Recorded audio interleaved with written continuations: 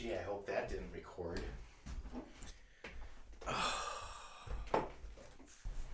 I heard it. You heard me peeing? It's staying in. Oh, no. I was in a different room even. This mic is so good. I think I often hear doors opening and closing during our breaks. Well, right. I do. My door does shut pretty loud in my office.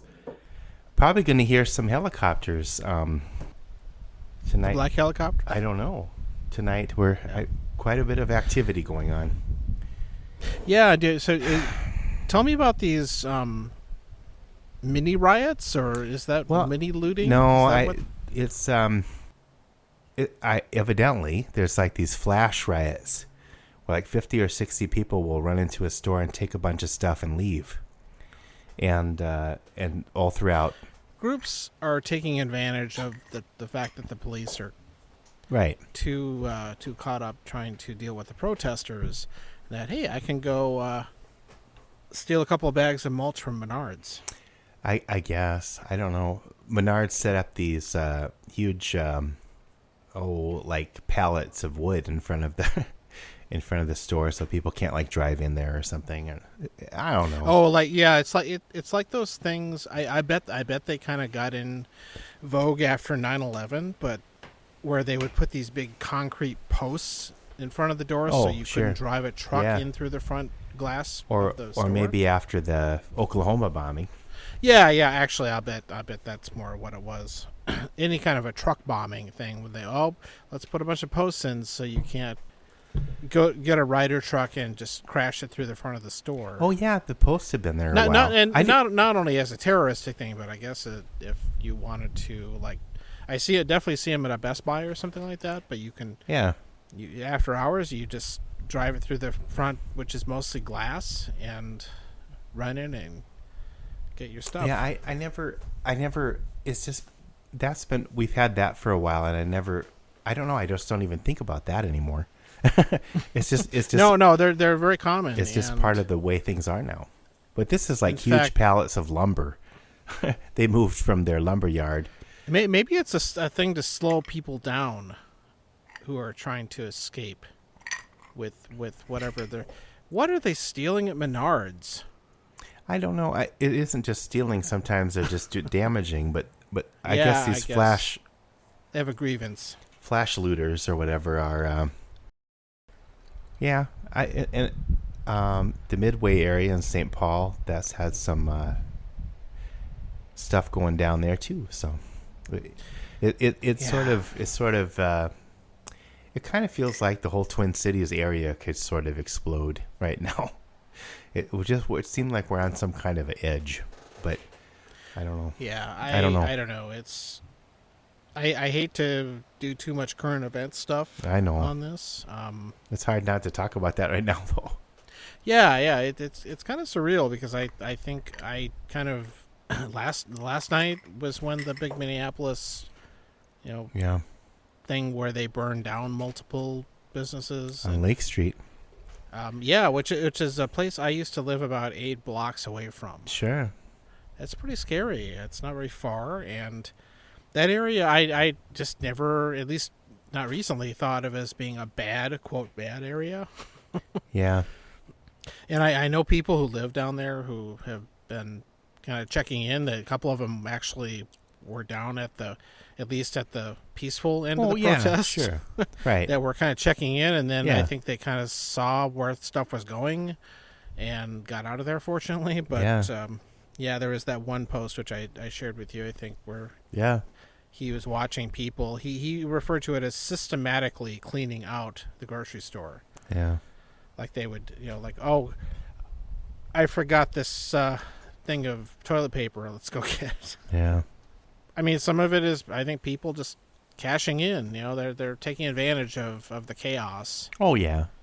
It sounds worse than even the pictures I've seen. People are talking about the damage and stuff like that is even worse than. It's a minority of people, of course, but that are doing the violence and that sort of thing. But of course. And people are coming from all over the place to this stuff attracts people from all over. Well, especially in a situation that's already kind of upended, where so many people are out of work, and it's a perfect storm. Just, and yeah, it's cold as exactly. Shit. I mean, and that even makes me even more upset at those cops. Not that it isn't enough what happened, but or just watching it happen, but yeah, when it's timing, so clearly I mean, caught, what the fuck? Yep. Mm-hmm. I mean, it is it's outrageous. I mean, I don't need to tell anybody that it's no shit, but well, yeah, and I've been on Facebook a couple times, and I'm just getting tired of white people telling other people what other people shouldn't do, and it's just I don't know, it's getting old. I'll probably need to get off that for a while, and not to mention for the other reasons that Facebook maybe should be. Oh, that they're a leadership or a bunch of assholes. The Zook. Yeah, well. Hey, well, this is our current affairs episode. Dun, dun, dun, dun. Sorry, I forgot to start the show earlier. You're listening to Time to Lean, and here's a song, episode 43, with Phil and John, and they're going to have a beverage, and then they're going to talk a little bit, and then there'll be some kind of a song. Thanks for listening. Okay. Yeah, I got my lawn mowed today. That was exciting. Oh, I didn't. Well, I don't have much else to do. And we were happy to welcome back our cleaning person, which, talk about privilege. Yeah. I know. It's weird to talk about this stuff. First time she's been here since not the lockdown, whatever, our shelter-in-place stuff. Yeah. And that was sure nice. Well, and she probably needs the money, so. Oh, I'm glad she is able to work. We actually have been paying her. Yeah. For each time she would have normally come. Oh, she wasn't. That's good. I figure, we're still basically, we have our normal income. We can do it. So. Oh, that's good, because she would have lost that. I wanted to mow the lawn today. I might later tonight. I don't know. Unless there's too many helicopters. I just... Yeah, I mean, I have so much time that I am not only mowing my lawn during the day, but in a weekday, a Thursday. But I'm doing it at a height... I've raised the deck height on the mower. Sure. Which you're supposed to do, I think, earlier in the season. Yeah, I usually have it a little bit higher. But of course, you have to mow more often. I But not know. only that, I know. the front of my house, I actually bagged my grass clippings. Oh my God! I never do that. That's none of this. No, never mind the riots. It's that I'm bagging my grass clippings. Sure, right. Better bag it because I have enough time. I was like, well, that's okay. I just used a mulcher thing, but. That's often what I do. About half of the lawn I do, and half of it I just the part that's not as nice I mulch, and probably I'll get tired of bagging. But another reason I did is because I paid for one of those garbage containers that you can fill up with yard waste, and they pick it up every week. So I just dump the grass into that, and it works pretty well. Well, I was too distracted. Although I did actually cut my wife's hair today. That was... Oh, you mentioned... I heard you texted me that. I wasn't sure if you were serious. Oh, she asked me to, and I was like, no. But I don't know. She had a good attitude about it and said she wouldn't get upset if I screwed it up. So I said, well... You're a braver person than me. I said... I've watched... I thought to myself, it's the actor thing. I've watched this enough that maybe I could kind of pull it off. I could act like I could cut somebody's hair. I mean, I play a barber. I cut my own hair, but I that's kind of like with a beard trimmer thing. It's a little different, but and she helped me. She's like, "Well, I helped you," and because I couldn't get the back right, and I was like, "All right." You asked for it. I didn't say that, but what the hell? I mean, our anniversary's coming up now on June 1st, where we'll be married 24 years. Holy crap. So I guess we're at that point. The 25th year is the hardest. Sorry, stole your joke. No, that's I haven't said it the past couple years, but that was loosely based on her dad used to have. We may have talked about that before on here, but it seemed like every year it was like, oh yeah, that's the hardest. So at one point I said, you say that every year. He's like, wow, they're all hard. So, but I guess you're at that point where you can your wife can ask you to cut your hair. And now that is the ultimate level of spousal trust. His hair cutting. Or desperation, I guess. But, both. It didn't turn out that bad. I told her, I even said, in a couple days, if you like they say at the barbershop, or that it'll grow back. In a couple, when you get your hair cut, they're like, if it doesn't look right in a couple days, come back and I'll fix it. So I even said that. Hey, honey, I'm gonna recreate the opening of Full Metal Jacket and shave your head. Well, I wasn't doing the Barbara Seville thing or whatever. The Bugs. You didn't have a tiny lawnmower that you used on her head. And the hair tonic. Hair tonic, HARE. Yeah. Speaking of rabbits, I was out getting ready to mow my lawn and I found a dead squirrel in my lawn. Ugh. No, that's not a rabbit. Well, I wonder. But I found dead rabbits before too. You think somebody's poisoning them out there, or maybe it's an animal? I'm pretty sure the neighborhood stalker cat is killing them. Oh, they don't even eat it. He left a decapitated rabbit for me a few months ago. Oh, that might have been an ex-wife. No, I'm just kidding. Oh, sorry. That was a rabbit.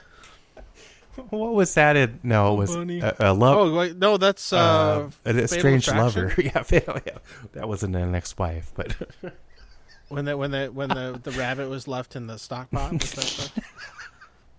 I haven't thought about that one for a while. Thanks, Phil. Yeah, that's why I was saying this could go really dark tonight. I don't know. It's okay. It's gonna be a weird one. I could not. I had another one of my stupid nights where I fall asleep easily, and then an hour or two later I wake up and I'm just not able to sleep. Oh, I hate that. I've just been. It's been a while since It's been a few weeks since that's happened, but last night it really hit me.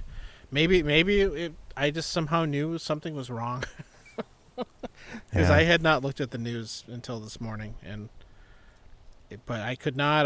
So my usual tactic is I get out of bed and I go sit in the living room or something like that. And usually I read like a book or something like that.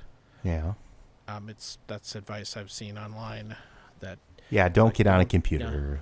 Don't get on. Yeah. Don't do normal screen stuff. So I usually, read a Kindle book or something. Which is on a screen. Yeah, but it's different though. Oh, okay. Careful. You're going to mess up your circadian rhythms. I'm not sure how much I buy the whole blue light special thing. Yeah. Oh, just any light when you're trying to sleep is bad. But yeah, and I can't just sit there. I might as well be in bed. Oh, then I can't sleep. No, I just lay in bed and wait. Well, I've kind of made a rule to myself that I think after like 20 minutes, if I look at the clock, and 20 minutes have gone by and I'm definitely not even close to being asleep, I get up. Well, I never look at the clock, but after some point, I'll just get up and walk around a little bit and then try again, kind of reset. So, yeah, I don't know. Everybody's got their own. I don't know. I actually whatever went works. Many years after I got a smartphone of not having a clock in my bedroom. Yeah. Like some people do now. Oh, I still do. Normal. But I didn't want to buy a new alarm clock, or like a regular and they all look kind of ugly and tacky, and I didn't want something that would, because my wife doesn't want something brightly lit. No, she doesn't care about having a clock. So I finally stumbled across this thing, which is really overkill for what I'm using it for, but I'm actually quite happy with. It's this thing called a smart clock. Yeah. And basically what it is this little wedge-shaped LCD screen. Yeah. It runs on power. It's not a phone or anything like that, and it's actually a little. It's like one of those. Like Amazon makes some, like the little Echo or. Yeah, smart speaker. Yeah, it's like a smart speaker except it's a screen. Okay. And it can it has the little. This is a Google based one, but it can display the weather or it'll show my doorbell camera when somebody hits it. Yeah. Stuff like that. It's a little computer. Sure. And I can talk to it if I want to and ask it the weather and all that crap like everything else does. But and it tells you it loves you. Yeah, it's so nice. But this thing, its main mode is that it puts up a clock. It's a little, just a few inches wide, and you can set it up, and it's got a little clock face. And the thing is, it adjusts its brightness with the light in the room. Okay. So when I turn off the lights to go to sleep, it gets really dim. Sure, just enough to see it if you wake up. I can just see it, and then it gets brighter when you turn on the lights. Oh. And I'm quite happy with this thing. I really don't use it for anything else. It's mostly just a clock, but I found a super cheap sale on it at Christmas, and yeah. I guess if you're sleeping, you can see who's at the doorbell too. There you go. Well, one time I was in there and somebody UPS or something rang the bell, and it flashed on the little screen like I could see the guy leaving the package. Yeah. Weird. But normally I don't use it for that. But yeah. I don't know. I'm surprisingly happy with it. It has a little charger port on it I can plug my phone into on the nightstand. Yeah. Charge it up. And of course, since it's a computer thing, it always keeps the right time and adjusts itself for daylight savings and all that shit. So it must be connected to your Wi-Fi or something in the house or whatever. Exactly. Oh, yep. It's smart. That's why.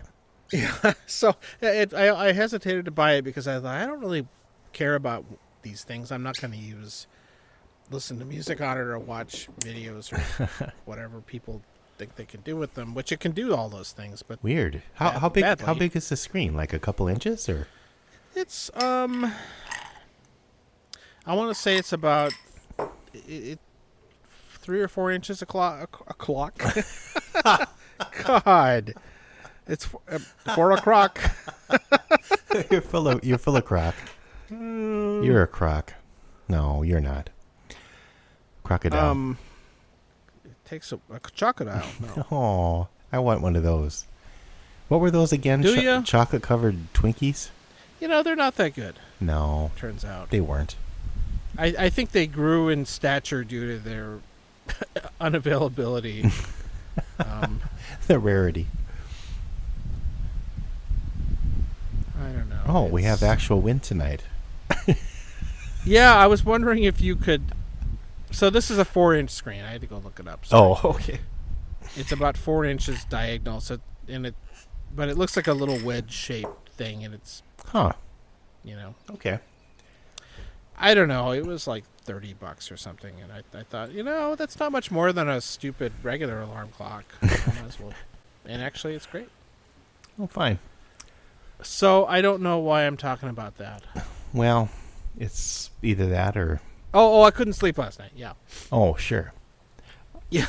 So I'm a little tired. I slept in a little bit, but you don't really you don't have a good night's sleep. No, I've just been having weird dreams lately, so I don't know. Well, what are you drinking? I am drinking Distiller's Select Woodford Reserve Kentucky Straight Bourbon Whiskey. It's good. It's label batch 4548, bottle number 22786. Sorry, yeah, proprietary batch. I don't normally get those kinds of things, but it was at a deal, and I got a special glass, and oh my goodness, so it's nice. I like it. Yeah. I don't have it that often, but it's okay. Sure. Yeah. You? I'm drinking a Moscow Mule. Oh, that sounds good. I had some limes in the fridge, and it's one of those days. It sounded good. In a few minutes, I'm going to switch to my featured beverage. Oh, no. I've heard it. I don't get that one. I don't know. Well, should we talk about it now? No, we can't. Let's do the barbecue sauce one first, and then okay. I'll be ready to grab that. We asked on the Time to Lean, Here's a Song page about barbecue sauce. Because I don't know. I guess I decided I was really craving barbecue, so I made my own rub. And jeez. I'm thinking about food here. Hiccups. No. Oh, great. Edit all of those out. Anyway, I made my own rub, and then I usually get stubs, but I had some Wee Willies. STUBB. Yeah. Well, yeah, okay. And I'll be honest, the reason I bought it was because of Stubby, one of our characters from the old HHK days of recording the comedy shows. Yeah. But ladies and gentlemen, I am a cook. That's the quote on there too, and so I got it for two reasons. But it's actually very good. It's got a good, it's got a little bit more heat than sweet, but I liked it. I guess they make different variations. I had the Wee Willies before that. Yeah, I've seen both of those. I've never tried either. Well, which one do you get again? Bullseye or something? Well, I usually buy them. Some reason I end up buying the cheap ones. I have a couple of ones I like. Bullseye is kind of my settled on favorite for the mass market ones. Well, it's got a little. I like the balance of flavor on it. It's also not expensive. Right. Things like that. That one is good. I also like Rudolph's.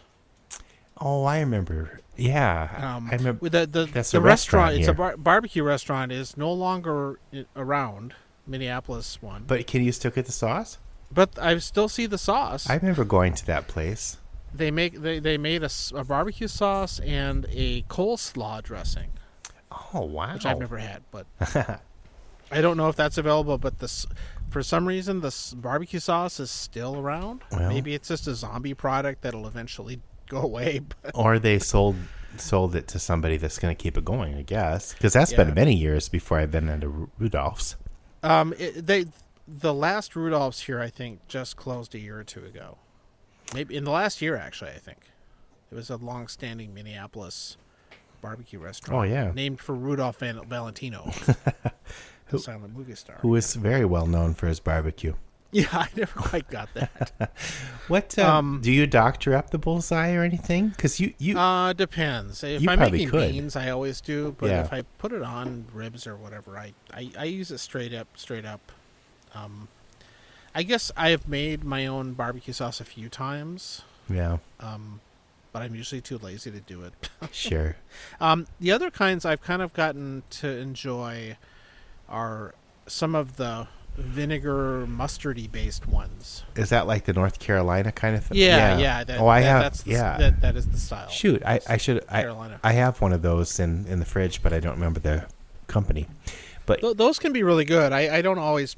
Sometimes I really like them on pulled pork, but it just depends. There are some good, much more vinegar, but are not mustard based ones that are good. But yeah. I don't know if I buy it just to have on hand. The bullseye is what I like, and another one from growing up that I know my dad used to always buy was Casey Masterpiece. Oh yeah, I remember suspect that he in your liked fridge it because it didn't have any garlic or something. He was a little bit picky when it comes to that spices, but yeah, and most barbecue sauces are good. I wouldn't throw most of them out of bed. And now we know why John can't sleep. So they say. And sometimes as I get older, I like the sweet ones less because I find some of them way too sweet. Oh yeah, that's And to get back to our Facebook post. Several people called out Sweet Baby Ray's, which I see all over the place. Of course, it's often on sale at a good price. I don't think I've tried that one. I've had the standard version. I don't think I've tried all the spin-off ones. I found the standard one too sweet. Yeah, I'm getting to. I like it to tip over on the spicy side more than the sweet, but it's still some kind of balance. Right. A little more vinegar, a little more pepper. Yeah. Flavor is good too. It's something that, again, sometimes it doesn't matter. It's all good, and some of them, if they're really sweet, they stick to the protein better. Sure. Some of those sauces, they're not great to put on a piece of meat. Well, so how do while you're cooking it? Right. So what I did is the last time I did a dry rub and just heated that up, and then I poured barbecue sauce on it to eat. Yeah. I didn't actually put the sauce on and grill it that way, but I suppose it's that you have to do it the right way, because it can just turn into burned sugar. Yeah. After a while, you have to do it at the right time. One of the tricks I've picked up from doing stuff on my pellet grill, which is in the manual, actually, I'm sure they didn't invent this, but it's very good, is that before I put the rub on, I smear yellow mustard on it. All right. Yeah, MJ was talking about that. What's that supposed to do? It helps it stick or something? It makes the rub stick to whatever you're putting it on. Okay. And I think oil will do the same thing, but the mustard is really good, and it stays there. And the thing is, when you cook it, the mustard kind of burns off, or it never ends up tasting like mustard. Yeah, that's strange. And maybe it's because it's mostly vinegar, but it works really well. The stuff really sticks to it, and it's a lot more pleasant than trying to get oil to get all over the thing. It's kind of my go-to when I make any kind of smoked meat now. I use that when I use a rub. Oh, all right. Yeah. And it's just basic yellow mustard, just the French's, Plockman's, whatever, store brand. Doesn't matter what kind, and not a fancy one. I just put the rub on and heated it up, and I don't know, it worked out all right. I guess I took it off the heat and just let it sit in there for a while too, so that probably was kind of almost smoking, but not quite. One other person mentioned Ken Davis, which I've also had. That's a good one. I hadn't had it in a long time. Was that Tony P? That was Tony P. She accidentally said Captain Ken's at first. The beans. Captain Ken's the beans, yeah. Jennifer L.B. said Sweet Baby Ray's. Oh, yeah. So did my sister-in-law, Sandy K. Well, I don't know. You've never tried Stubbs, though? No, I haven't, and I've had Willie's salsa before, and that was good. I haven't had their barbecue sauce though. Well, Wee Willie, or whatever it's called. Wee Willie. I actually bought some Wee Willie marinara sauce too the other day. We're not going anywhere, so when I go to the grocery store, I've been trying things I never would have tried before, because there may be a couple dollars more or something like that. Yeah, and those brands you mentioned are definitely not the. They're more like $4 or $5. Yeah. Well, I don't know why. I always tend to gravitate towards Stubbs, but I don't eat barbecue that often, so. Not that there's anything wrong with Bullseye, I'm sure. But. No, to be honest, the reason I probably tried Bullseye was because I think Cook's Illustrated, America's Test Kitchen, one of those guys said it was their favorite, and so I. Oh, sure. I mean, there are so many mass market sauces that. I guess I'll try this one. They liked it, and actually, I ended up enjoying it just fine. Well, like I said, I just bought Stubbs just because of the name and the slogan, but it was good, and I appreciate the fact that it is just a little bit over the spicy side as opposed to the sweet. So I like that. Well, you try that someday, and I'll try Bullseye, and yes, absolutely, we'll reconnect. And I will make sure. In fact, I think I might make some ribs this weekend, so maybe I'll pick up some stubby. Well, that's what I wanted. Oh, yeah, well, I wanted ribs. I wanted ribs, but I just ended up doing a pork tenderloin. I couldn't find good ribs. I've had really good luck brining pork tenderloins. Yeah. If you have time. So time to brine. So you brine it, then dry rub, and then barbecue sauce? No. That's too much. No, yeah, no. The brine is separate from the. But do you do all three of those things? Yeah. Oh, so you let it dry out a little bit. Keeps it from drying out. Yeah, you brine it for a couple hours, something like that. Sure. Kind of like you do with chicken. Yeah. No, I've done that with pork tenderloin before, but not the barbecue. Dry it off and put something on it and cook it like normal. It just. I find pork tenderloins can get really dried out if you're not careful. No. I know. I kept a close eye on it. I didn't think of brining it first. Okay, I'll try that next time. One of our friends who lives near you. Your musician friend. Sexual contacts? No. Oh yeah. No. One of my friends. In your neighborhood. Oh yeah. Says West St. Paul business is all closed. Yeah, I haven't been on social media. And then says I still have a half bottle of rye for tomorrow, so I guess I'll hunker down. Oh, it's so crazy. Well, I had to. I'm on the neighborhood. I'm on two different neighborhood pages, and one of them is all about lost cats or dogs. And did you and did you hear that noise? Was that a gunshot? Yeah. So I had to mute it right now because, I mean, I don't know. They're just everybody's speculating and, ugh. Wow. I don't need that. I might not even get back on for a while, frankly, but. No, I agree. I have that luxury, I guess. Okay, so we're done with the barbecue sauce topic. I think we can all agree barbecue sauce is a great thing. No matter which kind, almost. Is there a bad barbecue sauce? And I don't know. I mean, once in a while, it sounds terrible, but I'll go for some open pit.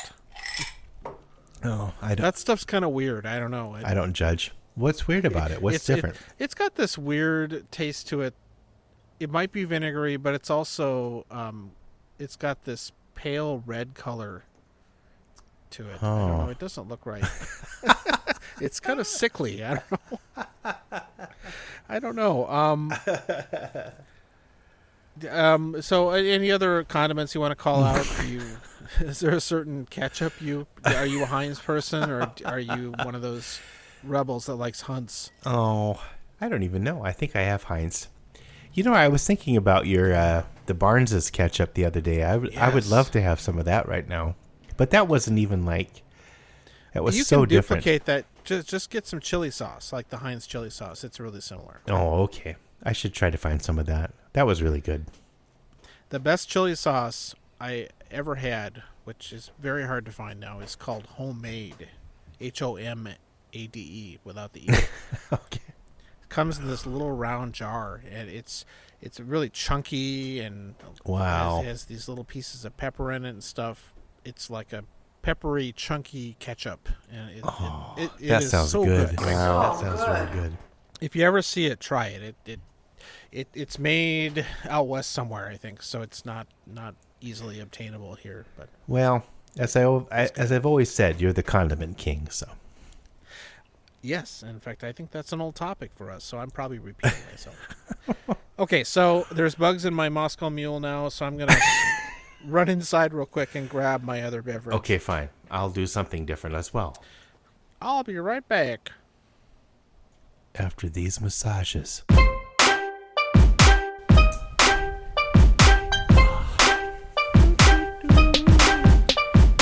Hello. Our oven gets a little smoky, so we want to turn the kitchen fan on, but it makes a lot of noise. I'm right up above it, so. Oh no. One of the pet peeves I have is I really like a good exhaust hood in my kitchen. Yeah. The ones that ones that actually vent outside. Right. And the trend, at least in the newer homes, they put those over-the-counter microwaves. Yeah. And they've got the exhaust fans on them, but they don't vent outward. They just kind of recirculate through a charcoal filter or something like that. Yeah, I like it to blow outside. I don't think that does much good. We have an old school one, but it's really noisy. Well, at least you have the ductwork that vents it to the outside, so you could replace that and it would still be there. I might have to turn it back on because it gets a little smoky, and now we'll hear smoke alarms. But whatever. Yeah, well, that's worse. Yeah, I get it. But I wish I had that though. If I ever redid my kitchen, I'd try and figure out a way to put an exhaust hood. It's kind of the similar version of the bathroom fan. All right. Yeah, that's back to that topic. The kitchen version. yeah, they're both important. No, I just realized I'm like three or so blocks from my local police/city building. Yeah. So I don't know if that's good or not. It seems pretty quiet around here right now, but I don't know. I haven't heard a helicopter for a while. That's good. Well, everything's shut down, so I don't know. Even more than it was, but so I got a different drink, and then we'll go to yours because yours is special. Please. I got the Hemingway daiquiri. That's what I made. It's rum and simple syrup and lime juice. So yummy. Yes, I think I've had one. Daiquiri. Yeah, I think I've had one on the show before too. I call it a Hemingway one because that's what they called it at the place I had it first. They're very tasty. Unlike the thing. Oh, was that well, bad? It's complicated. So this past weekend or so, a friend of the show, Matt P.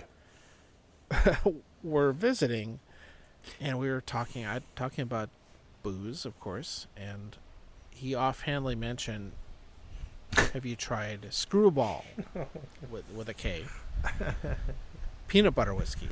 I'm sure some of you have seen this stuff. I've always wanted to try it, but I wouldn't buy a bottle. Yeah. I don't want to risk it. And that's kind of what I said. I guess I didn't want to invest in a bottle, and he kind of shamed me into it though.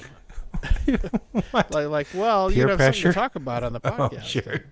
Blah blah blah. It's like I got to do research. So we happened to be out, and I was at a store, and I saw a bottle of it, and I gave in. I was just too curious, and the entertainment value seemed worth it. Okay, I want to try it. I want to try it. If you haven't, don't worry, I'm not going through it quickly. Try a little jelly with it. Traditionally, as I've probably mentioned before, I'm not a huge fan of flavored whiskey. No. No. The one that really put me off it was the Jim Beam Cherry, which is basically Vicks, Robitussin flavored. I tried something called Rock and Rye or something. I think it was like. That I've had that one. Isn't that a cola? Manhattan? No, I thought it was a cola and whiskey, like a whiskey Coke. I could be wrong, but I didn't like it. Whatever it was. Yeah, the cherry shit was just awful, and I will and I've had more than I've tried that, and at some point there's another one called like Red Stag or something like that. Maybe it's the same thing. I don't know. It left.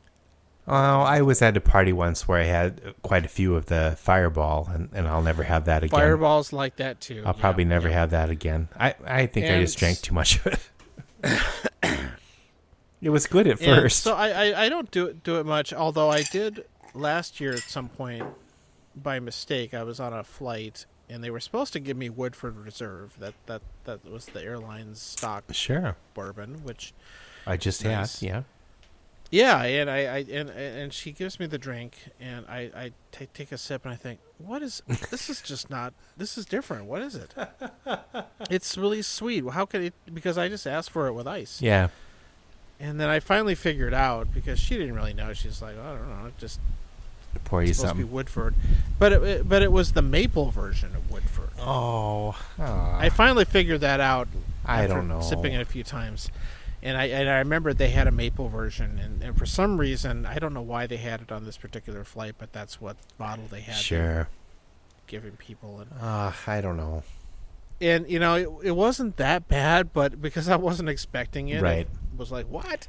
It's kind of like when you think you're going to drink a 7-Up and it's just water, or the other way around. Exactly. So the Screwball stuff is Again, peanut butter flavor whiskey. Who came up with that? It's really odd. It is a. I believe I read it's mostly corn whiskey. They don't really tell you, but makes sense. Whatever's cheap, doesn't matter. Now, if you're going to flavor it, it's so what is it? 2 year, 70 proof. So it's actually lower ABV than even basic bourbon is. Oh, so it's not super strong. The thing is, sometimes I think it tastes pretty good, and sometimes it's like too much. Huh. And I've read that it goes well mixed together with Chambord. It's kind of a PBJ combo. Oh, yeah, that's what I was Chambord thinking. is Sure. the raspberry liqueur. That's what I was thinking. However, I haven't really wanted to invest $30 in a bottle of Chambord just to do this, because Chambord is sweet as it is, and combined with this, I don't know if I could I'd go to shock or something. Well, maybe I'll next time I come up, I'll bring some of that and we'll try it.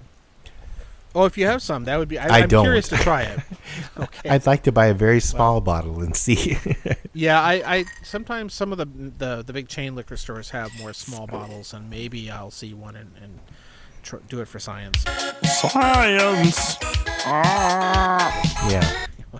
Well, but this stuff. The thing is, it has a strong peanut butter flavor, but it's more Reese's Pieces than like real peanut butter. Yeah, right. I know, like the sweeter peanut kind. Butter. Both the nose and the taste. It's sticky on your palate. It's like a syrup almost. Oh, weird. I love peanut butter on anything, and that is another topic. But before I leave this, no, I'm just saying I just can't imagine peanut butter whiskey. That sounds strange. It is odd, and I guess the curiosity got the better of it. Yeah. Our guests, we were actually that night sitting out in our fire pit. Please do not sit in your fire pit. Doing s'mores and stuff like that, and it went down really well with that. Yeah. Oh, s'mores, sure. I poured everybody a very small bit of the peanut butter whiskey, and everybody drank it. Yeah. It's a good little dessert thing once in a while. I got a little curious, and I put just a splash of that Texas rye whiskey into it. Yeah? That's the stuff that has that kind of cocoa-y chocolate aftertaste. Oh, that one, yeah. That was definitely cocoa. Actually, it worked pretty well. I think you made a Reese's peanut butter cup. I think I made a Reese's. I made a Reese's. So, in other words, I don't know if I'll ever buy another bottle of this, but I'm glad I tried it. And I've also heard it's great on vanilla ice cream. Oh, sure. Oh, that's funny. That one of my grandpa's, my grandpa Phil's favorite. Well, he was the one that he put peanut butter on everything also. But one of his favorite desserts was peanut butter on ice cream. So, okay, I get it. For me, the texture would get weird, but it is odd. Sticky on your palate. Sticky on your palate. Sticky on your palate. Sticky on your palate. Sticky on your palate. Sticky on your palate. Sticky on your palate. Sticky on your palate. Yeah. But it's also good. Yeah. Fine. No, this stuff is. Sometimes I get Reese's Pieces, and then sometimes I almost get a caramel praline kind of a taste out of it too.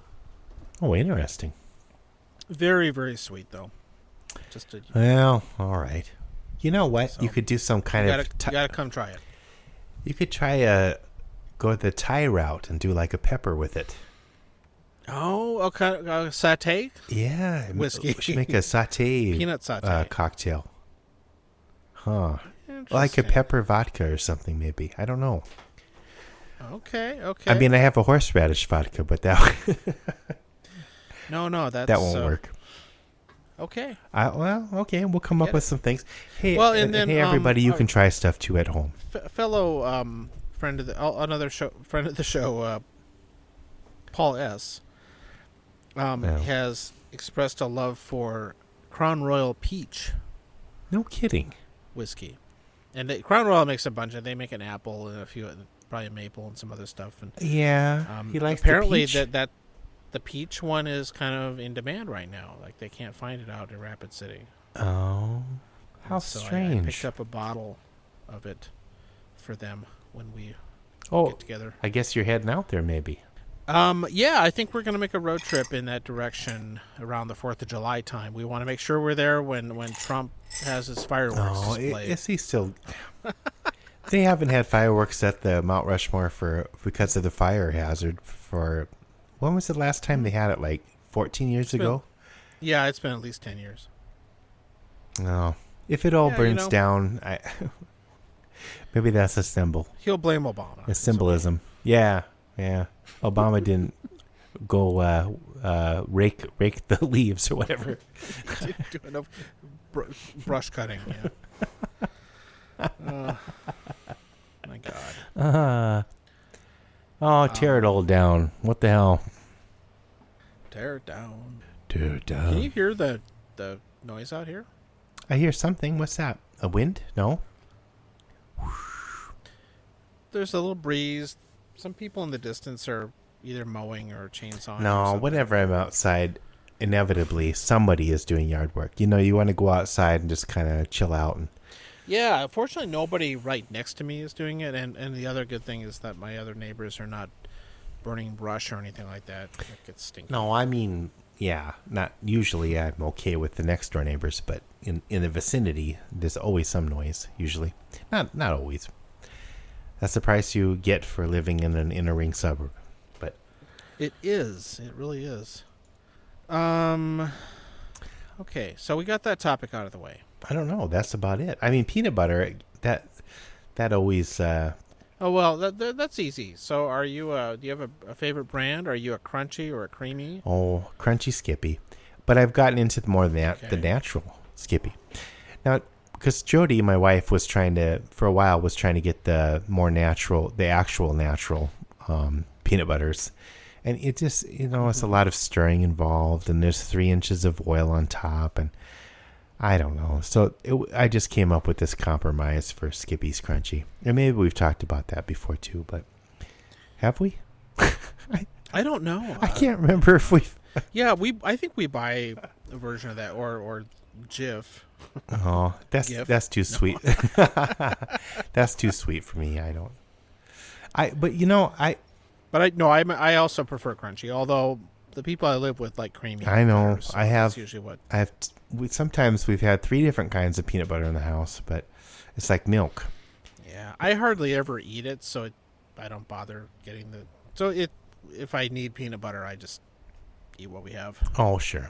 No, I get my crunchy and other people get their creamy. But yeah, I mean, we used to put peanut butter on everything, not just ice cream. But one of my favorite things was, and I still have it every now and then, was, peanut butter and meatloaf. Then I worked at Bruegger's. We talked about that, the bagel place. I used to have, Blake and I would get the bagel with peanut butter and roast beef. Yeah, that was good. There's something about the pairing of peanut butter and meat that seems to be good, at least in our palates. But I had another weird sandwich with...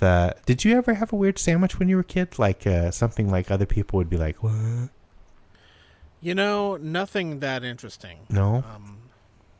Let's see. I guess my weirdest... No, not really. My parents didn't do weird sandwiches, I guess. Yeah, they let us experiment. My dad came up with this thing, was grilled cheese with peanut butter on top and relish, or pickles, dill pickles. And I still like that. The other one was, I think I came up with was peanut butter bologna and grape jelly. That was a favorite of mine. That's weird. Yeah. I think... I'm starting to think that you can just take any standard sandwich and put peanut butter on it. Like, here, how about a Reuben with peanut butter? Well, I wonder if Blake likes Reubens and peanut butter, but I don't know if he's tried that. I'll have to ask. I'll have to challenge him, my brother Blake. The sauerkraut and the peanut butter really go together. Let's see. Brett had a weird sandwich, but I can't remember what it was. It was like ketchup, mayonnaise, and lettuce. No, I don't. That maybe that was it. But no, I don't know. We had weird sandwiches, but the meatloaf and peanut butter one. I think my grandma Nora. I don't know if she thought we were weird or whatever, but she made those when we were going hunting, and we'll talk about hunting some other day, maybe when David D's on or whatever. Well, I bet that would travel well, though. Yeah, so we'd have that was packed our lunch, was so I guess I have a nostalgic attachment to that. There's a lot of that, isn't there? But it is good. So are you with meatloaf? Are you a ketchup or brown gravy person? No, ketchup or both. I don't think I've ever tried the brown gravy type. Oh no! A lot of places. No, a lot of restaurants serve meatloaf with brown gravy. No, when I make it, I just drizzle a little ketchup on top. But yeah, I do this thing I stole from Alton Brown, where I make the ketchup glaze with there's a little honey. And there's a couple other little seasonings that go in it to spice it up. No, I've done a variation of that with I think it's like ketchup and brown sugar and it's probably dry mustard. I'm trying to think of what else there's is in a few little things in there, and maybe a dash of pepper sauce or something like that, some kind of cayenne. And the trick I really like that he does is that I don't cook it in a loaf pan. Yeah. And so I mold it into a loaf shape by hand, or I put it in a loaf pan and then turn it upside down onto a cookie sheet and bake it kind of naked. But the advantage is that there's two good things about that. One is that all the fat kind of runs out of it. It's not pooled in the bottom. Yeah. And also you can get the glaze on much bigger surface area than just on the top. So you can get it on the sides and the ends and all that stuff. And my favorite part of meatloaf is the really browned sides. You get way more of that kind of browning. That makes sense. When it's sitting there, just an exposed loaf. And it stays together. I just put it on a piece of parchment paper on a baking sheet, and it cooks really well. So that's my favorite way to do it. The last time I made meatloaf, I did something like that because the loaf pan was dirty. And you don't even need. And last time I gave myself permission to experiment, and I just eyeballed it and didn't use the loaf pan. Yeah. No, that's what that's what I did too. It doesn't look quite as pretty. No, but it did have more. Definitely works. It did have more crispy surface, though. That was nice. And his recipe also does this thing where, some people put egg and onion and all that stuff in it. Sure. I add some red bell pepper chopped up. Okay. And I take a bunch of garlic croutons, like for salad, and I pulverize them in a food processor. I put them in a Ziploc bag and I bash the hell out of them, and I think about all the terrible things that people have done to me over the years, and then I imagine that the croutons are their little heads, and I crush them and pulverize and never mind. Yeah.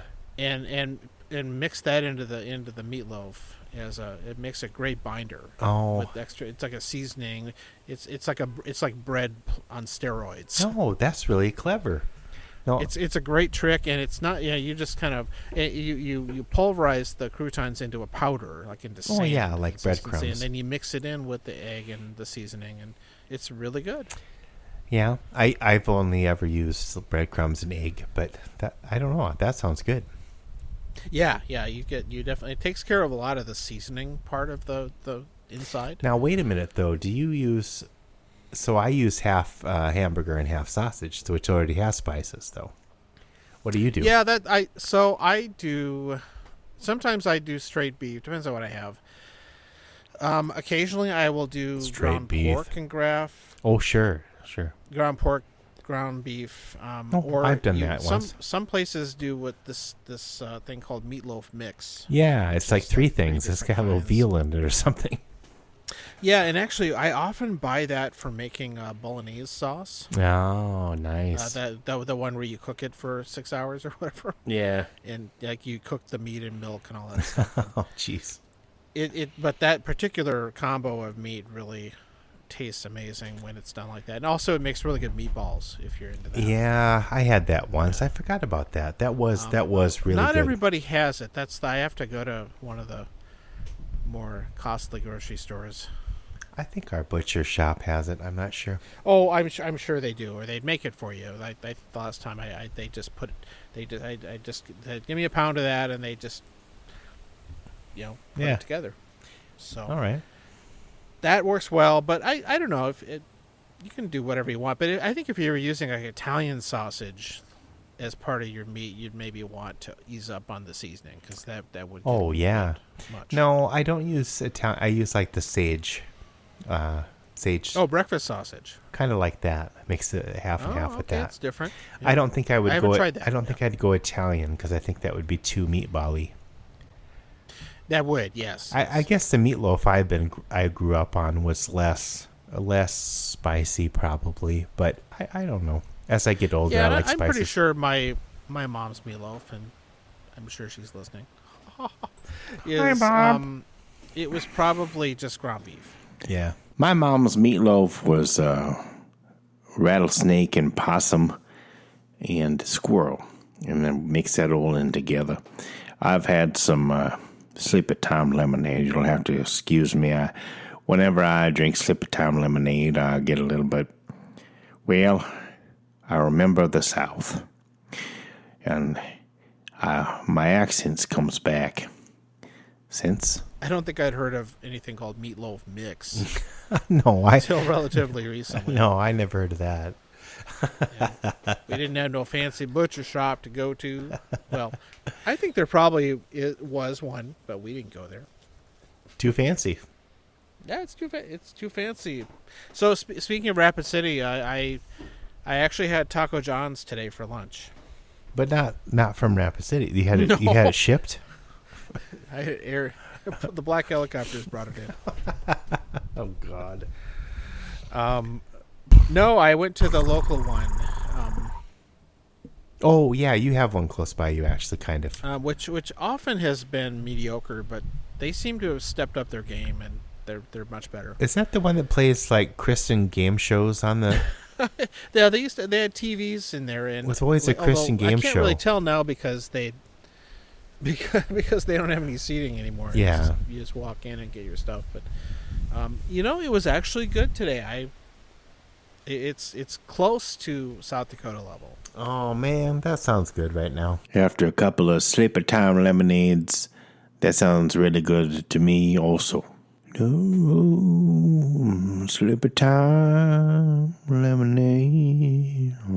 Oh, I remember when my mama made Sleepy Time lemonade. So, yeah, I hope that continues. I've heard from, I believe Heather Kay mentioned that they're a family-owned outfit, so yeah, that's good to support them. Right. Even if they do play Christian game shows on the... Well, yeah, they weren't doing it then, unfortunately. It might be different owners. This was many years ago.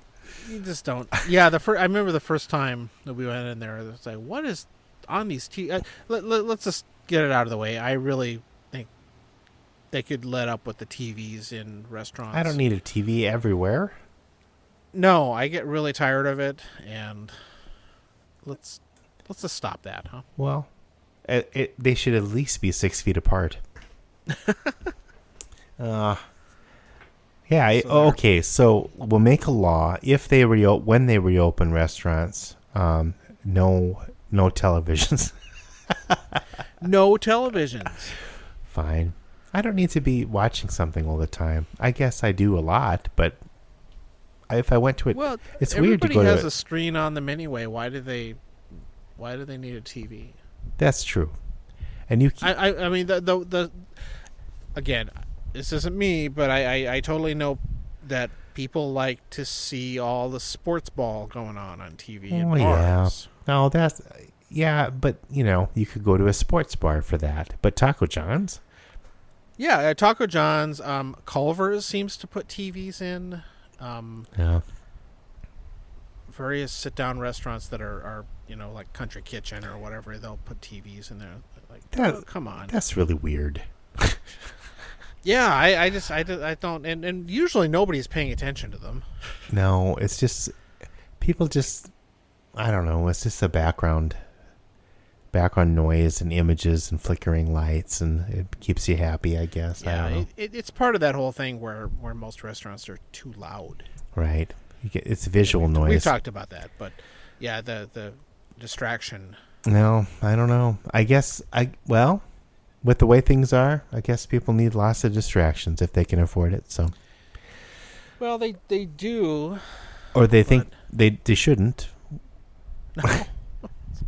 Whatever. So have you watched anything good? Are you watching gardening shows or? We watched this. Damn it! I'm gonna have to look it up, John, and I'm sorry. But it's a show on that BritBox. Oh yeah. Boy. Well, we haven't been watching. Yeah, you go. My wife and I have been kind of splitting up for TV time, at least some of the time. We do occasionally watch some sort of okay HGTV shows about fixing up old homes and stuff like that, which can be fun. The thing that gets me is this particular one I think it's Mississippi is where it takes place. Oh. And the houses the people are buying to renovate, they're buying for like $60,000 or $70,000. Oh my God! Which I like. Okay, that's like the price of a car. How could you not flip that? And then they spend double that same amount fixing it up, and even then their whole budget is always under 200. Oh, often more like 150. That's crazy. And they end up with a super nice. I mean, they're modest. They're like 2,000 to 3,000 square foot homes, but the values must just be so low compared to anywhere I've ever been. Oh, my daughter and I used to. Rapid City is nothing. It hasn't been like that probably in 30 years. My daughter Adeline and I used to watch that Fixer Upper a little bit. Oh yeah. They have that couple has their own channel now. I think. No, their whole.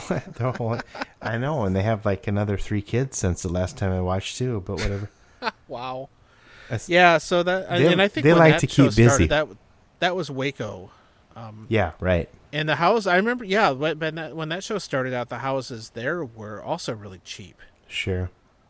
And so this is the same kind of thing, except this is only a couple of years old, I think. Well, the ones I'm watching, and they're really. And the other thing I've noticed about this, again, I'm not from that part of the country, so I don't really know, but it's a theory. So the trend I notice is that these houses, they have really tall ceilings, even the ones that are old. Oh. And they also almost all have fireplaces, like wood-burning fireplaces in them. Is this I wonder if that has to do with the climate there, if the tall ceilings are better when it's really hot all the time. Yeah. And then the fireplace, maybe that was a way they would, we won't put a furnace in. We'll just put a fireplace for that one day of the year where you're cold. Well, and you could get rid of the humidity. Maybe, yeah. It's really interesting. I think they it was all a have style fireplaces. thing, though. Yeah. Yeah. I mean, almost every single one, even ones built into the 1960s or 70s, they all have actual fireplaces, and they look like they had been used. Well, okay. And none of these houses have radiators or any kind of. Well, no, that was their heater. I mean, so I'm thinking that's it. I'm just making this shit up, but that's my theory. Otherwise, enjoyable show because they're not mansions and. It's more realistic. The guy on the show makes furniture out of old wood and stuff like that. It's fun. It's mindless entertainment. Yeah. And then she watches one of her shows, and I go down and play video games. Oh no! Okay, it was. Okay, what's your show? The Great British Countryside. Oh. So I think it's only 4 episodes, but But Okay. I think we're already done with that one. We binge watched it after a few days. But it's a show. It's kind of centered on. It's a little sciencey, but not too bad. But it focuses more on the geography of Britain, and how it is pretty interesting. But they they kind of divide the country or the whatever I'm going to say countries. I don't know. Help, Paul. No, the into 4 regions, and they have counties. They explore each region geographically, but also about things that go on there and stuff like that. But a couple of them, they went into a couple different. They showed a couple different whiskey areas. Islay, is that right? Isla is how Isla, sorry. And then Islay. And what's the one that starts with an S? Speyside. Yeah. Probably. So they went to both of those places and cool. tried whiskey, and that was fun. I was like, I need to get some scotch. Yeah, I know. There's still lots of scotch out there. I can't keep. You really can't keep up, and not to mention all the American whiskey that's being made right now. No. I've almost been to the point where when I buy anything of high quality, I try and buy something I haven't tried before. Right, and there's an endless amount of things to try, even peanut butter whiskey. Even this one, the store I bought it at, they had this and another brand of peanut butter whiskey. It wasn't just this one. There's more than one now. There's a copycat version. It kind of had a circus theme thing going on. It didn't have a clown or anything. No, like that, you know what they need is circus peanut whiskey. Oh, that orange. Somebody would buy it. Bleh. My dad used to get those circus peanut candies. That was the weirdest. Oh, I know. Somebody likes them. That was the weirdest candy. That orange looked like chalky. It was weird. Yeah. It was a weird consistency too. It's sticky on your palate. Say that 3 times. Consistency. There. Well, all right, fine. That's a new vitamin C. Consistency. Incontinency. Oh, yeah. Incontinency. Oh, no. Ed. I don't know. I guess that's all I got. That's all I got. It's just a weird one. Well, what are you going to do? I don't know. I probably shouldn't leave my house. I don't know. There I can see often at the end of the block the former takeout Italian place that I used to like that's gone out of business. There's a giant construction vehicle parked right next to it. It looks like it's about to just It's going to tear it down. Sad. What are they going to make there? I have a feeling that tomorrow morning I'm going to wake up and hear that thing being demolished. I wonder what they're going to make instead. The city... Is that the laundromat? No, it's a laundromat. There's already one a mile down the street. I don't know why do they need another one of those laundromats? Damn it. Oh. No, that sucks, though, because we all like them. And yeah. The restaurant business is tough even before this shit. And probably it's good that they got kicked out of their building, because although they did a lot of takeout, they might have done okay. Yeah. Like the little chow mein Chinese place near us that had pretty much always done, I bet 80-90% of their business was takeout. They're doing really well. Some of these places are actually doing better. Yeah, and I think maybe that's the case with the chow mein place. I see lots of cars sitting in the lot waiting for food. Yeah. We've been several times. We've tried to go to Culver's. Yeah. Oh, the line's too long. We drove by there last night at.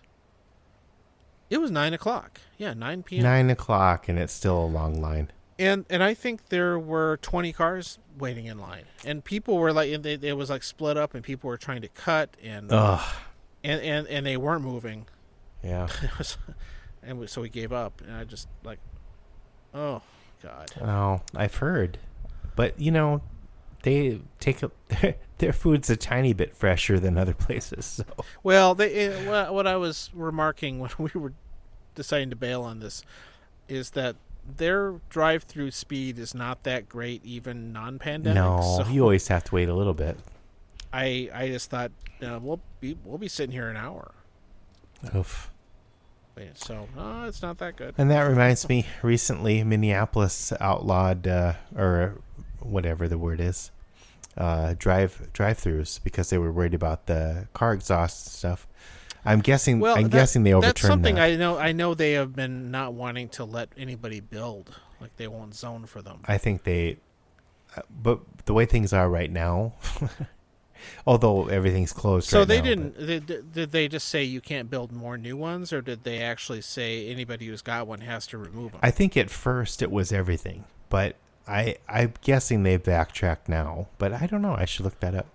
Because even like Walgreens drive through to get your pills and stuff, people don't want to go in the store. They should be able to do that. But. No, it seems like a lousy time to implement that. Well, they were a little ahead of the curve there, but I get the concern that all those idling cars give a lot of emissions, and of course their waste of gas. Yeah, but else. Although modern cars shut themselves off. If somebody is let's say, because they don't have like the best handicap access at some of these places, so somebody is in a wheelchair or something, but they can drive, they're not going to want to get out of their car and go into the store. They could just want to pull up and get their medicine, Now they'll go to a suburb. Sure. Oh, they're going to lose business. Well, fine. Okay, on that note. There's no song in this one. I don't know what I got to figure out dinner. Hopefully something's being made already. All right, John. Well, if the place is smoking, okie dokin'. That's a song we haven't used. Okie dokin', sure. BJ and the Bear. Oh, well, we could put that one on. It's Sean's song. We shouldn't just use it. He won't know. No, he's listening. He's a listener. No, he listens. I know.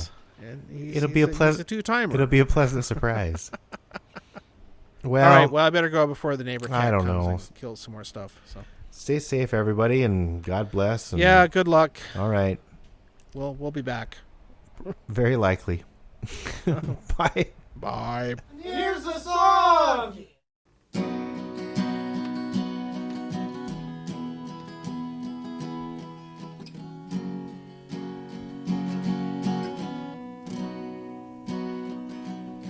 Hi, I'm Greg Evigan. I'm a second-rate star, got an 18-wheeler going mighty far. My only steady friend is a chimpanzee. We drive around dodging smokies, losing sleep saying okie dokies. Smokey and the Bandit was never like this. Well, it's BJ and the Bear, watch it in your underwear. It's the 70s, so don't you care that it's just really dumb. Well, half the time I'm smuggling stuff, gotta get across the line and look real tough. The kids will watch me cause my rig just looks too cool. The Bear's my chimp, he's comic relief from the dubious drama we got this week. Claude Akins, the bumbling sheriff, versus me. Yes, it's BJ and the Bear. Our sideburns are down the bear. So watch us if you dare, or we'll be gone. Yes, it's BJ and the Bear. Our sideburns are down to there. So watch us if you dare, or we'll be gone.